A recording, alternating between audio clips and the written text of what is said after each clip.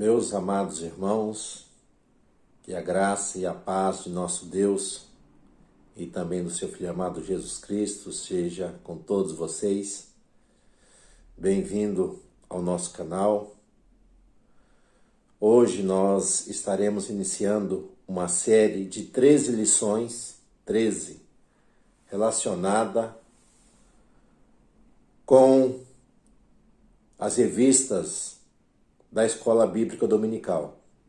Nesse terceiro trimestre, nós estaremos estudando sobre o plano de Deus para com Israel em meio à infidelidade da nação. Então, durante essas 13 lições, nós estaremos estudando o livro de 1º e 2º a Reis, tratando o período da ascensão de Salomão até o cativeiro de Judá. Então são lições onde nós estaremos estudando um pouco sobre a história de Israel, estaremos aprendendo com alguns reis piedosos, com alguns profetas, com alguns eventos que vão desenvolver durante esse período, que vai do ano 970 aproximadamente até o ano 586 ou 87, depende da cronologia, porque a cronologia antiga não é exata. Nessa primeira aula nós vamos estar estudando sobre a ascensão de Salomão e a construção do templo em Jerusalém. A nossa leitura relacionada à nossa lição, ela está em 1 Reis, capítulo 4, versículo 29 ao 34, depois 1 Reis, capítulo 6, versículo 1, depois o versículo 11 ao versículo de número 12. Deus, ele promete a Davi a continuidade dos seus descendentes sobre o trono. Ele promete estabelecer a sua casa sobre Judá e manter o seu trono. Então Davi foi o segundo rei que governou sobre Israel, e após a sua morte, ou melhor, ainda em vida, ele vai levantar o seu sucessor, que é Salomão. Esse nome Salomão vem do significado hebraico pessoa pacífica,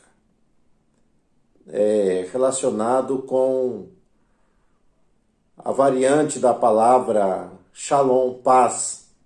Então Salomão é pacífico, embora Natã ele chama Salomão de Gededias, que é aquele que é amado de Deus. Então Salomão ele vai chegar ao trono com cerca de 20 anos de idade, muito jovem ainda, mas que teve ali a experiência de conviver com o seu pai, que foi um homem temente a Deus, um homem que tinha intimidade com Deus, da qual vai orientá-lo para que siga esse caminho, para que permaneça na submissão a Deus, que certamente Deus faria ele prosperar ali no seu reino.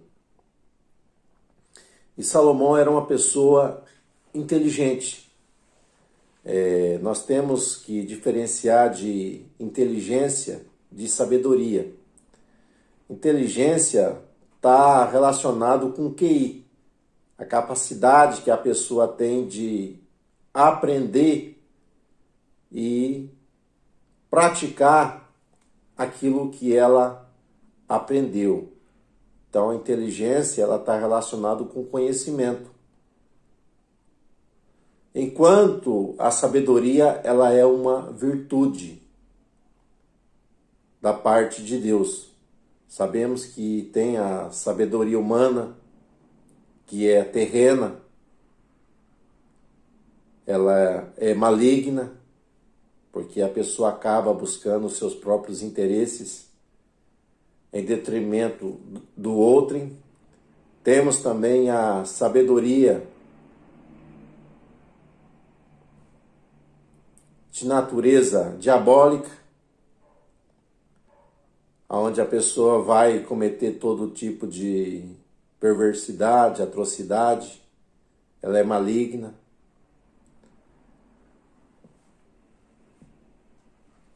E nós temos a sabedoria divina, que ela vem do alto, ela é pacífica, ela é tratável, ela é agradável, ela é boa.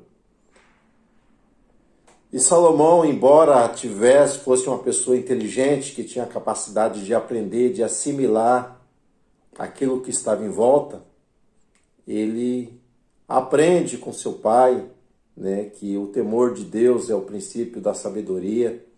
Ele vê o seu pai um homem de oração, um homem de intimidade, e ele, por ser uma pessoa inteligente, ele entende que sem a graça, o favor de Deus, a sabedoria que vem do alto, ele não teria felicidade, ele não teria êxito. Porque a inteligência, ela leva você a ser eficiente. Só que não leva você a tomar, algumas vezes, sempre atitudes corretas. Você pode errar. Mas a sabedoria não. A sabedoria leva à prudência. A sabedoria leva a um equilíbrio, leva a um caminho direito, a um caminho correto. Então, quando ele é nomeado como o sucessor do seu pai, nós vamos ver que ele vai pedir a Deus o quê? Sabedoria. Então nós vemos que ele é um homem inteligente. Ele não pede por coisas materiais. Se ele fosse ganancioso, ele pediria dinheiro. Se fosse orgulhoso, pediria fama, pediria glória. Se fosse vingativo, pediria o quê? A morte dos seus irmãos ou dos seus inimigos, daqueles que queriam que tirá-lo ali o trono. Mas nós vemos que ele é uma pessoa inteligente. E ele pede o quê? Sabedoria. Ele estabelece uma prioridade. A prioridade dele era seguir a Deus e governar o seu povo de uma maneira pela qual a nação viesse ali reconhecer a soberania de Deus e viver uma vida que pudesse agradá-lo.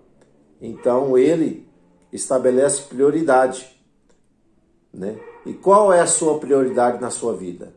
Você já pensou nisso?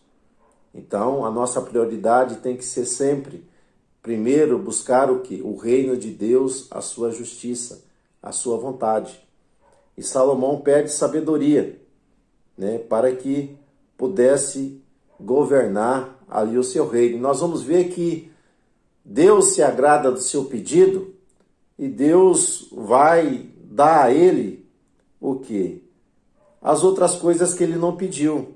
Deus vai dar prosperidade material, Deus vai dar vitória sobre os seus inimigos, e ele vai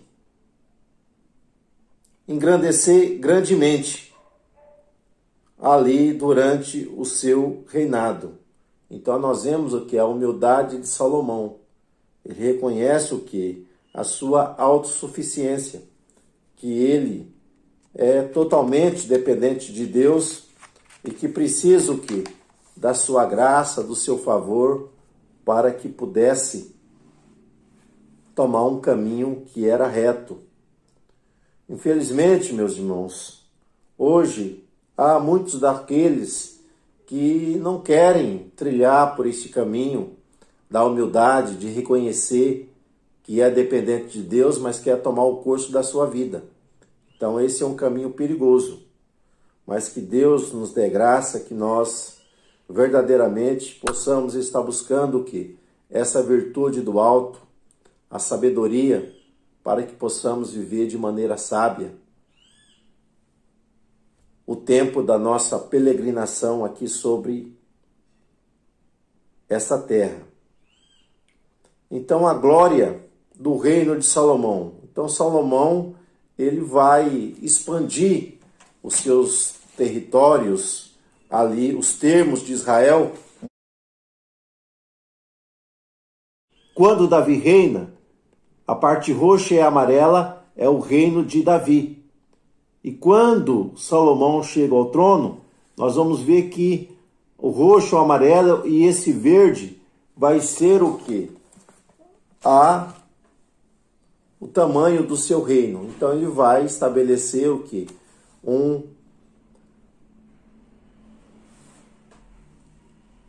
A largueza ali do território. Nós vamos ver que ele consolida essa expansão territorial, administrando de uma maneira sábia, aonde ele vai engrandecer bastante ali, usando que a sabedoria. Ele vai abrir minas de cobre, vai construir navios aonde Irão vai dar a ele marinheiros, ele vai até o Ofir em busca de ouro. Nós vamos ver que ele vai estabelecer ali 12 centros administrativos, onde ele vai colocar homens para administrar esse grande território. Ele vai construir estradas, vai fortificar cidades. Nós vamos ver que o comércio ele vai se expandir com Salomão. Israel vai chegar na idade, vamos dizer assim, áurea. O grande apogeu de Israel chega com a ascensão ali, com o governo de Salomão. Então Salomão, ele vai entrar no comércio de animais, de cavalos, vai ter uma infantaria, ele vai fortalecer Israel, vai dar a Israel uma elevação muito grande, né? E a sua sabedoria, ela é tão grande que Salomão escreveu 300 provérbios e 1.005 cânticos, né? Nós temos 2 salmos escritos por ele, Salmo 72, Salmo 127. E nós também temos outros livros, né? Que foram escritos. Tudo dá a entender, né? Nós vamos ver que ele escreveu o livro de Cantares e também Eclesiastes. Embora nós vemos a afirmativa sobre Provérbios, que é ele que escreveu, né? Embora o capítulo 30, 31 são um acréscimo de outros sábios, mas Salomão foi, né, uma pessoa que Deus deu a ele muita sabedoria, porque ele soube priorizar aquilo que era necessário. Ainda jovem, ele não se deixou levar pelos impulsos, né, dos prazeres efêmeros, da riqueza, mas se colocou no propósito de glorificar a Deus. Então ele fez grandes obras ali em relação ao reinado de Israel. Só que nós vamos ver, meus irmãos, que o importante não é como nós começamos a carreira, mas como nós chegamos ao final. Então, Salomão, da glória, nós vamos ver, ele vai entrar na ruína. Então, o orgulho, ele precede a ruína. Então, aqueles que entram no caminho da humildade vão ser honrados. Mas nós não podemos nos esquecer, meus irmãos, que nós somos homens, somos limitados, somos falhos, e nós nunca podemos deixar de servir a Deus, de deixar a sua presença. Então, Salomão, quando começa a sua queda, a sua ruína, não foi algo repentino, mas foi algo aos poucos que foi levando o seu coração a se afastar de Deus. Então, a tragédia de Salomão foi que ele deixou-se enganar pelo seu próprio coração. Então, enganoso é o coração do homem, né? Salomão, na expansão do seu reino, né, de manter a paz, nós vamos ver que ele vai fazer muitas alianças internacionais em relação ao comércio, em relação, né, à fortificação do seu reino. E nessas alianças nós vamos ver que Salomão, ele acabou contraindo muitos casamentos. A Bíblia diz que ele tinha, né, cerca de 700 esposas e 300 concubinas. Então nós vamos ver que esses arranjos comerciais, né, embora politicamente era algo que era vantajoso, mas espiritualmente acabou levando, né, a queda de Salomão ali da sua espiritualidade. Então, os interesses das suas esposas, os interesses políticos acabou sendo maior do que a sua intimidade que ele deveria ter com Deus. Então nós vamos ver que ele teve o seu coração pervertido ali pelas mulheres e ele começou o quê? A se afastar ali da presença de Deus. Então pequenos desvios, se eles não forem freados, se eles não forem controlados, pode se tornarem o quê? Em proporções gigantescas. Foi o que aconteceu com ele, né? Embora no final da sua vida, né, ele vai se arrepender, mas nós vamos ver que ele trouxe o quê? Grandes prejuízos para a sua vida e também lá na frente para aquele que haveria de suceder o trono. No item 3 fala sobre a construção do templo. Então, um dos grandes feitos de Salomão foi a construção do templo em Jerusalém para adorar a Deus. Então, Davi, ele teve o desejo de construir o quê? Uma casa para glorificar o nome de Deus. Ele fala que ele morava o quê? Em um palácio, enquanto, né, que o templo, no caso, aonde era guardado a arca, a casa que era instituída para ser o local onde deveria se buscar a Deus, nós vamos ver que era uma tenda portátil. Então ele, tomado pelo Espírito, ele sente esse desejo de exaltar o nome de Deus, estabeleceu o quê? Uma construção onde o nome de Deus pudesse ser glorificado. E nós vamos ver que foi Davi que conseguiu trazer uma pacificação, um domínio sobre os inimigos do povo hebreu, algo que desde Josué e as gerações seguintes eles não conseguiram. Mas Davi conseguiu, através de muitas lutas, muitas guerras, muito derramamento de sangue, ele traz o que? A pacificação do reino. Mas por ser esse homem envolvido em guerras, né, em violência, Deus fala que não seria ele que haveria de construir o quê? Construir o templo ali em Israel, mas o seu sucessor, o seu filho que daria o quê? A continuidade, daria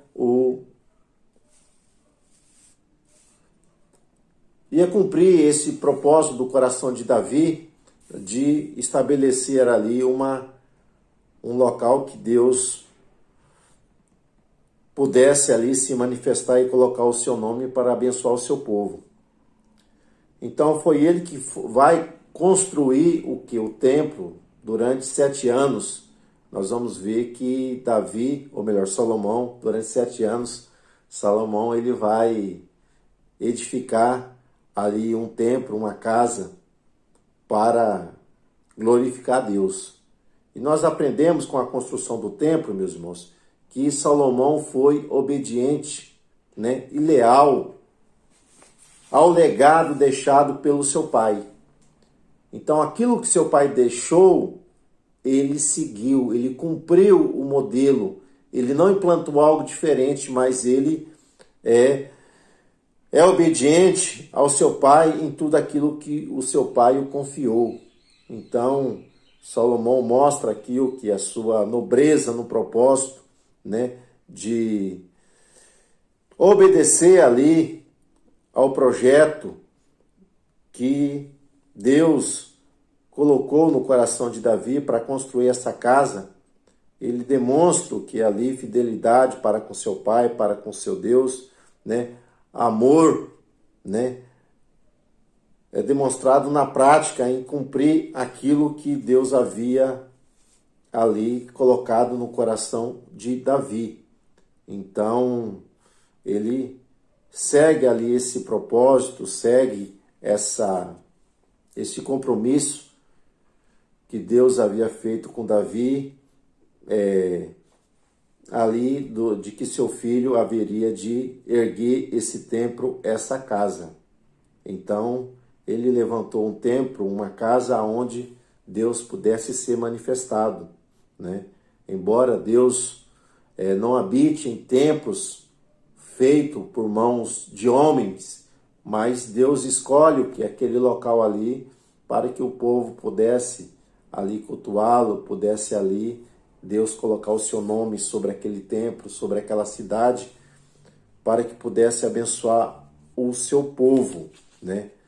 E hoje, o templo de Deus não é uma casa, uma estrutura feita por mãos de homens, mas sim somos o nosso próprio corpo, né? Que é templo do Espírito Santo, onde Deus habita em nós e ele se revela em nós. Então, a glória de Deus ela vai se manifestar ali na inauguração dessa casa.